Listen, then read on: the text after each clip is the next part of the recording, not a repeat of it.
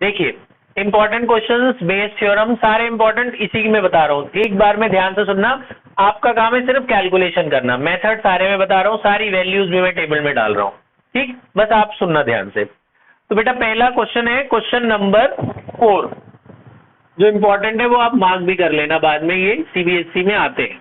पहला question, question number 4 important. Question number 4 13.3 कहता है एक बच्चे को a student either knows the answer और गेसेस द आंसर, या तो उसको पता है या वो गेस करता है। तो दो कंडीशन क्या हो गई?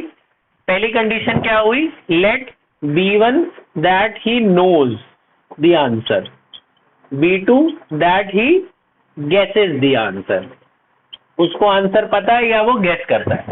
तो अच्छा, ये प्राइमरी कंडीशन है। और फिर सेकेंडरी कंडीशन है बच्चों करेक्ट आंसर। ये आप क्वेश्चन पढ़ेंगे तो आपको दिख जाएगा। फिर आपको बताया था ऐसे टेबल बनाते हैं, पहले कॉलम में लिखते हैं PBI, दूसरे में क्या लिखते हैं A/BI, और तीसरे कॉलम में क्या करते हैं PBI और A/BI को मल्टीप्लाई करते हैं। अच्छा तो PB1 और PB2 का टोटल मैंने आपको बताया था 1 होता है ना। तो P1 था कि उसको आंसर पता है और B2 कि वो गेस करता है। तो क्वेश्चन में क्या गिवन है मैं पढ़ के सुनाता हूं। क्वेश्चन में लिखा है 3/4 is the probability that he knows the answer. 3/4 probability है कि उसको आंसर पता है। तो PB1 कितना हो गया? 3/4। तो अगर ये 3/4 हो गया, PB1 कितना हुआ? 3/4। तो ये तो पता ही चल जाएगा ना। तो 1 - 3/4 इज 1/4। अच्छा, इसमें इंपॉर्टेंट बस बहुत एक छोटी सी बात है इसलिए इंपॉर्टेंट, अदरवाइज इतना कोई खास नहीं है। A/B1, A का मतलब है करेक्ट आंसर और B1 का मतलब उसको आंसर पता है। A/B1 का मतलब हो गया correct answer by knowing, A/B2 correct answer by गेसिंग। तो करेक्ट आंसर बाय गेसिंग दे रखा है, क्वेश्चन में बोला है कि 1/4 is the probability that he guesses the correct answer, ये दे ही नहीं रखा। तो इतनी सी बात के लिए इंपॉर्टेंट है। करेक्ट आंसर बाय नोइंग दे ही नहीं रखा क्वेश्चन में, वो आपको अपने दिमाग से करना है। और इनका टोटल भी 1 नहीं होता कि 1 में से माइनस करके निकाल लें, इनका ही टोटल 1 होता है, इनका नहीं होता। तो इसमें ऐसा है जी, आपको 11th में बताया गया था 2 तरह की इवेंट होती है, एक होती है श्योर इवेंट, एक होती है इम्पॉसिबल इवेंट। अगर मैं कहूं मुझे आंसर पता ही नहीं है तो उसकी इवेंट की क्या हो गई? 0। और अगर मैं श्योर हूं तो उसकी प्रोबेबिलिटी क्या होती है? 1। अगर मुझे सही आंसर पता है इसका मतलब मैं श्योर हूं ना, तो श्योर इवेंट की प्रोबेबिलिटी क्या होती है? 1। तो यहाँ पे ये 1 है, बस ये इसलिए इंपॉर्टेंट कि ये श्योर इवेंट है, मुझे सही आंसर पता है मतलब मैं श्योर हूं, तो उसकी प्रोबेबिलिटी 100% हो गई। 100% मतलब 1। उसके बाद आसान, आप मल्टीप्लाई करेंगे, इसको प्रेफरेंस देंगे अपॉन में टोटल। आपको बेस आती है, जिसको बेस नहीं आती पिछली रिकॉर्डिंग देखेगा तभी ये समझ में आएगा। ये बात समझ में आ गई? तो इसको परखना, अपॉन में टोटल कर लोगे। क्वेश्चन नंबर 5, ध्यान से सुनते जाना, सारे खत्म करना। 5, एक पॉपुलेशन में, ध्यान से सुनना, एक पॉपुलेशन में ब्लड टेस्ट हुआ 2 तरीके के लोगों का। पहले जिनको डिजीज था, तो B1 क्या हो गया कि person suffering from disease, person suffering from disease, उनको डिजीज था, suffering from the particular disease. मैं लिख भी रहा हूं ताकि तुम्हें याद रहो। B2 person is not suffering from the disease. तो B, अच्छा ये प्राइमरी कंडीशन हो गई, डिजीज होना या नहीं होना, प्राइमरी कंडीशन। ब्लड टेस्ट हुआ, उसके बाद उसका रिजल्ट आया, तो सेकेंडरी ये कॉमन कंडीशन है कि पॉजिटिव ब्लड टेस्ट रिपोर्ट आ गई।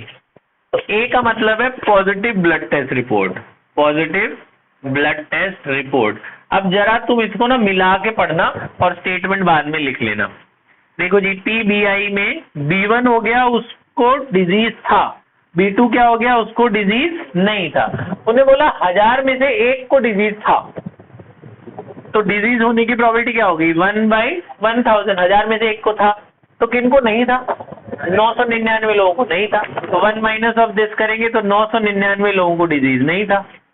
999 अपॉन 1000 ना। फिर A/BI, यहाँ भी आई हटाकर एक बार 1 लगाएंगे। जरा इसको पढ़ना, इसका मतलब बताओ।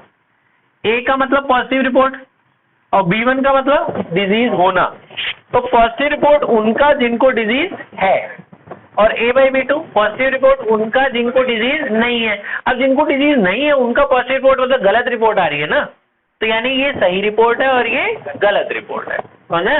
तो A/B1 positive report of the person suffering from disease जैसे लिखना है, और A/B2 positive report of the person not suffering from disease. उन्हें बोला कि क्वेश्चन में कि जो लैब वाले हैं वो 99% तो सही रिपोर्ट देते हैं, मतलब जब उसको एक्चुअल में डिजीज है तो 99% पॉजिटिव रिपोर्ट देंगे, तो मतलब 99% रिपोर्ट सही आती है। लेकिन ये पहली वाली हो गई, लेकिन 0.5% गलत भी दे देते हैं कभी कभी, मतलब जिनको डिजीज नहीं है उनका पॉजिटिव रिपोर्ट आ गया मतलब गलत रिपोर्ट हो गई ना, तो 0.5% गलत दे देते हैं, तो 0.5% यहाँ आएगी ना, आए समझे। फिर मल्टीप्लाई करना है आपको पता है तीसरे में, और सही रिपोर्ट को ऊपर रखना है अपॉन में दोनों का टोटल, सही वाले का साथ देना है। आई बात समझ। Question number next important question number है बच्चों क्वेश्चन 10 8 तो आप कर चुके हो। क्वेश्चन 10 ध्यान से सुनना, 10 मैं पढ़ के सुना रहा हूँ, अब बाद में क्वेश्चन आराम से पढ़ के मिला के पढ़ना। उन्हें बोला एक बच्ची ने डाइस फेंकी और डाइस के अंदर 6 नंबर आते हैं, उन्हें उसको 2 पार्ट में डिवाइड किया। पहला पार्ट को हम B1 मान लेते हैं, B1 है गेटिंग 5 और 6। उन्हें बोला 5 और 6 को एक कंडीशन मान लिया, लेट B1 इज गेटिंग 5 6 और B2 इज गेटिंग बाकी जो नंबर बचे, बाकी कितने बचे 1 2 3 4, तो 5 6 को B1 मान लिया, बाकी जो बचा उसे B2 मान लिया। उन्हें बोला 5 6 आएगा, ये प्राइमरी कंडीशन हो गई ना, प्राइमरी कंडीशन हो गई 5 6 आना। 5 6 कितने नंबर है, 5 6 कितने नंबर है 2, और टोटल कितने नंबर है 6, तो PB1 की प्रोबेबिलिटी कितनी हो गई बेटा, ध्यान इधर, PB1 कितना हो गया 2/6, और PB2 ये 4 में से नंबर आना 4/6। ठीक है जी, ये तो प्राइमरी कंडीशन में जा रही है ना, यहाँ लिख लोगे PBI फिर A/BI। अच्छा, उसके बाद में बोला 5 6 आया तो उसने एक सिक्का 3 बार उछाला, 3 बार टॉस करेंगे तो 8 केसेस बनते हैं ना, 3 बार H 3 बार T, एक बार यहाँ T लगा के घुमाओ, T H T H H H T, फिर एक जगह यहाँ H लगा के घुमाओ, T T H T H T और T T H, 8 केस बन गए। कुछ गलत हुआ, ये वाला सेम ही हो गया H T T, 8 केस बन गए ना। और अगर 1 2 3 4 आया तो उन्हें सिक्के को एक ही बार उछाला है, तो एक बार उछालेगा तो हेड और टेल ही आएगा, ये तो प्राइमरी कंडीशन है। सेकेंडरी इनमें से लेंगे, उन्होंने बोला सेकेंडरी कंडीशन है एग्जैक्टली 1 हेड, खाली एक ही हेड चाहिए इनको, तो A/B1 मतलब पहली कंडीशन के बाद एक हेड, और A/B2 मतलब दूसरी कंडीशन के बाद एक हेड। पहली कंडीशन में एक हेड कहाँ आ रहा है, 1 2 3 जगह आ रहा है, तो 3/8 है ना, और दूसरी कंडीशन में एक हेड एक ही जगह आ रहा है 1/2। अरे बस समझे, पहले में एक हेड कहाँ आ रहा है, इन्हीं 3 जगह आ रहा है ना एक हेड, बाकी तो 2 हेड आ रहे हैं, कहीं 3 हेड आ रहा है, कहीं आ ही नहीं रहा, तो इन 3 जगह एक हेड आ रहा है आउट ऑफ 8, तो एक हेड की प्रोबेबिलिटी कितनी हुई 3/8, और दूसरे में एक हेड तो एक ही बार आ रहा है तो 1/2। फिर मल्टीप्लाई करना है, और प्रेफरेंस ने बोला इसको दो 1 2 3 4 वाले को कर लोगे, उसको ऊपर रखना, अपॉन में टोटल हो जाएगा। क्वेश्चन नंबर 12 इस एक्सरसाइज का आखिरी इंपॉर्टेंट क्वेश्चन, ध्यान से सुनना। 12 कहता है 52 कार्ड में से एक कार्ड खो गया, 1 card is lost from the pack of 52 cards. ठीक है, फिर आगे बोला then 2 cards are drawn from the remaining cards, 52 में से एक खो गया, 51 बचे ना। फिर बोला 2 कार्ड निकालने हैं और वो डायमंड होने चाहिए, दो कार्ड कौन से निकालने हैं, डायमंड। तो उन्हें बोला बताओ जो खोया हुआ कार्ड था वो भी डायमंड था, उसकी क्या प्रोबेबिलिटी है। तो पहले क्या हुआ, पहले कार्ड खोया, प्राइमरी कंडीशन हो गई खोना, और सेकेंडरी कंडीशन हो गई 2 डायमंड निकालना बचे हुए कार्ड में से, समझ रहे हो। अब प्राइमरी में भी 2 केसेस बन गए, उन्हें बोला बताओ कि खोया हुआ कार्ड डायमंड था, तो 2 केस क्या बने कि भैया डायमंड खो भी सकता है या डायमंड नहीं खो सकता। जैसे बोला बताओ कि एक्चुअल में उसको डिजीज था, तो 2 कंडीशन डिजीज था या डिजीज नहीं था, तो लास्ट से ही आपको पता चल जाता है कि प्राइमरी कंडीशन के 2 केसेस क्या बनने वाले। उन्हें बोला बताओ कि डायमंड ही खोया, तो हम क्या बोलेंगे, let B1 that the lost card was a diamond, lost card एक डायमंड था। और B2 क्या होगा, that the lost card was a non diamond, diamond नहीं था। डायमंड खोया होगा तो 13 में से खोया होगा, 13 ही होते हैं डायमंड, और नॉन डायमंड कितने होते हैं, 39। अच्छा, सेकेंडरी कॉमन कंडीशन है 2 diamonds from the remaining card, 2 diamonds from the remaining card. ठीक है जी, अब मैं इसको डाल रहा हूं टेबल में, PBI। यही जरा ध्यान से सुनना, ये वाला थोड़ा मुश्किल लगता है, बच्चों को समझ नहीं आता, दूसरे कॉलम में नहीं आता, पहला तो आ जाता है। PB1 डायमंड खोया, PB2 डायमंड नहीं खोया। डायमंड खोया तो 13 में से खोया होगा, डायमंड नहीं खोया तो 39 में से खोया होगा, है ना। फिर A/BI, ध्यान इधर बिल्कुल ध्यान से, ये वाला कॉलम नहीं आता लोगों को समझ, लेकिन मैं आपको दूसरे तरीके से बताऊंगा, आ जाएगा। देखो जी, यहां डायमंड खोया है, डायमंड खोया है, उसके बाद 2 डायमंड निकालने हैं। ए का मतलब क्या है, 2 डायमंड, मतलब पहला मेरा डायमंड खो गया, फिर तुम 2 डायमंड निकाल रहे हो ना आगे। पहले मेरा 1 डायमंड खो गया और आगे तुम 2 डायमंड और निकाल रहे हो, तो टोटल 3 पत्ते गए ना। तो D पहला डायमंड खोया तो 13/52 तो आप ले ही चुके हो। जब डायमंड खो गया तो अगली बार 1 पत्ता कम नहीं हो गया, 13 से 1 कम हुआ, क्या बचा, 12, है ना। और फिर आगे एक और निकालोगे, एक और कम हो जाएगा, समझ में आ रही है ना, विदाउट रिप्लेसमेंट जैसा। भाई 1 खो गया, 13 से 1 कम हुआ 12, फिर 1 आप निकाल चुके हो, जो 1 निकाल दिया उसका भी 1 कम हो गया, अगली बार तो 1 खोया और 1 तुमने निकाला, मतलब विदाउट में 1 कम होता जाता है ना, 13, 12, 11, नीचे से भी कम होता है ना, नीचे क्या होगा, 52, 51, 50, 52, 51, 50, बात समझ में आई। तो डायमंड खोने के बाद 2 डायमंड जब निकालोगे तो ये है ना 2 डायमंड, तो अगले की प्रोबेबिलिटी क्या होगी, 12/51, उसके अगले की क्या होगी, 11/50। की बात समझ में आई, 2 बार क्यों लिखा, 2 डायमंड खोए, ठीक है, 2 बार लिखना है। और दूसरा केस कि जब डायमंड नहीं खोया होगा उसके बाद 2 डायमंड निकालोगे, तो NDD, ये NDD है। तो जब डायमंड नहीं खोया तो 39/52, वो तो लिख चुके हो। उसके बाद जब तुम डायमंड निकालने जा रहे हो, वो तो पूरे के पूरे बचे हुए ना तुम्हारे, वो थोड़ी ना खोए, है ना। अब जब अगला निकालोगे तो ये वाला कार्ड कम हो जाएगा ना जो तुम निकाल चुके हो, है ना, समझ में आया। और टोटल तो हमेशा ही कम होगा, कुछ भी खोए। 52 के बाद क्या होगा, 51, और इधर क्या होगा, 50।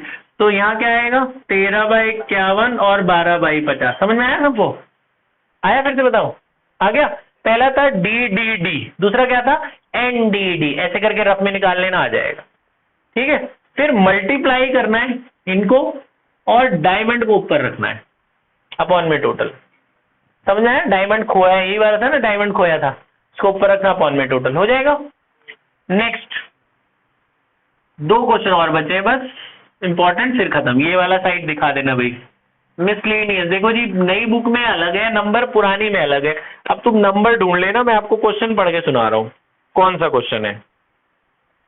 पुरानी में 13th है, नए में शायद 6th या 7th है, वो आप देख लेना कौन सा है। क्वेश्चन आपको पढ़ लोगे समझ में आ जाएगा। हार्ट अटैक वाला क्वेश्चन है, ये वाला हार्ट अटैक वाला है। अब तुम देख लेना नई बुक में कौन सा है। क्वेश्चन ये है जी, 2 तरीके के लोग हैं, एक जो योगा करते हैं, 2 जो दवाई खाते हैं हार्ट अटैक से बचने के लिए, ठीक है। तो B1 क्या हो गया, योगा वाले, taking yoga, people taking yoga, ठीक है जी। योगा मेडिटेशन एक ही है, योगा मेडिटेशन 2 लिखे होंगे, दोनों एक ही है। B2 हो गया टेकिंग मेडिसिन, दवाई खाने वाले लोग, ठीक है जी।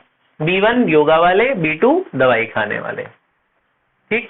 इन्हें बोला दोनों आधे आधे हैं, 50% लोग योगा करते हैं, 50% लोग दवाई खाते हैं, तो ये आधी आधी हो गई ना प्रोबेबिलिटी। बोला आधे आधे लोग हैं, equal chances of getting yoga and equal chances of taking medicine. B1 B2 आधा आधा हो गया। इन्हें बोला जो योगा करेगा उसका 30% हार्ट अटैक कम हो जाएगा। कितना कम होगा, 30%, 30% रिड्यूस हो जाता है हार्ट अटैक रेट। और जो दवाई खाएगा उसका 25% हार्ट अटैक आने के चांसेस कम होंगे। लेकिन सेकेंडरी कंडीशन में बोला है if this suffers heart attack, if they suffers heart attack is your secondary common condition. ठीक है जी, उनको हार्ट अटैक आ गया तो A/B1 हो गया हार्ट अटैक आना जो योगा करते थे, और A/B2 हार्ट अटैक आना जो दवाई खाते थे, है ना। और ये जो सारा सर्वे हुआ है वो 40% पॉपुलेशन पे हुआ है, तो ये जो 25% 30% है ये 40% का लेना है, समझ रहे हो। तो हार्ट अटैक आना योगा वाले का और हार्ट अटैक आना दवाई वाले का। ये तो हार्ट अटैक कम होने का दे रखा है ना, 30% हार्ट अटैक कम हो जाता है, 30% हार्ट अटैक कम हो जाता है योगा वाले का। तो आएगा कब? 70%, है ना। 70% of the total served population. तो 70% यहां लिखना किसका? 70% किसका? 40% ऑफ द पॉपुलेशन। ये बात समझ आई? हार्ट अटैक कम होता है 30%, आएगा कब? तो 70% लोगों का आएगा। ऐसे उनका दवाई वालों को 25% कम हो जाता तो आएगा कब? 75% लोगों का हार्ट अटैक आएगा। तो 75% उसी का टोटल सर्वे वाली पॉपुलेशन। सर्वे वाली कितनी थी? 40% लोग, समझे। फिर इनको मल्टीप्लाई करना है, योगा वाले को और इसको, और हार्ट अटैक दिलाना किसको है? योगा वाले को। ठीक है, तो योगा वाले को दिला देना। ये बात समझ में आई? योगा ऊपर रखना, अपॉन में टोटल हो जाएगा। नेक्स्ट क्वेश्चन नंबर 16, नई बुक में 16 नहीं होगा, 7 8 9 होगा, वो आप देख लेना। लास्ट क्वेश्चन इंपॉर्टेंट, आखिरी इंपॉर्टेंट क्वेश्चन, बस ये आपको क्वेश्चंस करने, सारे आंसर्स निकालने। आखिरी क्वेश्चन सुनिए जरा ध्यान से। 2 बैग हैं, ध्यान से सुनना, अच्छा क्वेश्चन है ये। 2 बैग है, बैग 1 बैग 2। पहले बैग में 3 रेड और 4 ब्लैक बॉल है, दूसरे बैग में 4 रेड और 5 ब्लैक बॉल है। अब आगे सुनिए, यहां से यहां बैग 1 से बैग 2 में एक बॉल ट्रांसफर करी गई, यहां से यहां एक बॉल ट्रांसफर करी गई, कोई भी। प्राइमरी कंडीशन है ट्रांसफर होना। अब तुम खुद सोचो, पहले ट्रांसफर करी तो ट्रांसफर का कलर ही नहीं बताया, तो क्या क्या ट्रांसफर कर सकते हो? रेड ट्रांसफर कर सकते हो या ब्लैक। तो प्राइमरी कंडीशन ये हो गई। B1 क्या हुआ? 1 red ball is transferred, 1 red ball is transferred. कहां से कहां ट्रांसफर करी गई? बैग 1 से 2 में। और B2 क्या हो गया? रेड के अलावा और क्या ट्रांसफर कर सकते हो? Black. 1 black ball is transferred from 1 to 2। तो प्राइमरी कंडीशन तो तुम ऐसे ही समझ गए कि भैया पहले रेड ट्रांसफर करो फिर ब्लैक ट्रांसफर करो। रेड की क्या प्रोबेबिलिटी है? 3/7, 3 बॉल है। और ब्लैक की क्या प्रोबेबिलिटी है? ये बात समझ में आई? पहले ट्रांसफर करना है, प्राइमरी कंडीशन। सेकेंडरी कंडीशन है ट्रांसफर होने के बाद एक रेड कलर की बॉल निकाल लेनी है बाहर। तो कॉमन कंडीशन है 1 red ball from bag 2, ball from bag 2। ठीक है जी, ट्रांसफर कुछ भी करो, निकालनी लाली है। तो जब मैं रेड इसमें डालूंगा, एक यहां से रेड उठा के एक इसमें डाल दूंगा, तो रेड कितनी हो जाएगी? 5। तो रेड की प्रोबेबिलिटी क्या होगी? 5/10। तो A/B1 होगा 5/10। ये बात समझ में आई? जब मैं रेड ट्रांसफर करूंगा, रेड एक बढ़ जाएगी ना, 5 हो जाएगी रेड, तो रेड की प्रोबेबिलिटी कितनी हुई? 5/10। आया समझ में? रेड में यहां से यहां डालूंगा, रेड 5 हो गई ना, तो रेड की प्रोबेबिलिटी 5/10। उसके बाद दूसरी कंडीशन क्या थी? ब्लैक ट्रांसफर करिए। जब ब्लैक ट्रांसफर करोगे तो ब्लैक 6 हो जाएगी, लेकिन निकालनी तो रेड है। सेकेंडरी कंडीशन क्या है? रेड निकालनी। जब तुम ब्लैक ट्रांसफर करोगे ब्लैक 6 हो जाएगी, रेड तो 4 ही रही, रेड तो कहीं नहीं गई ना, रेड कितनी रही? 4। जब ब्लैक डालोगे तो ब्लैक 6 हो जाएगी, लेकिन रेड कितनी रही? 4। तो रेड की प्रोबेबिलिटी कितनी है? 4/10। टोटल तो 10 बॉल हो गई ना, 6 4 10। तो रेड की प्रोबेबिलिटी कितनी हो गई? 4/10। फिर मल्टीप्लाई करना है। पता प्रेफरेंस किसको देनी है? ब्लैक ट्रांसफर को। ब्लैक कौन सा ट्रांसफर था, पहला कि दूसरा? दूसरा। तो सेकंड को ऊपर रखना, अपॉन में टोटल। आए समझ में? तो ये सारे इंपॉर्टेंट क्वेश्चंस हैं, आपका काम है इनके आंसर्स निकाल लेना। निकालो जल्दी से, पॉज कर दो।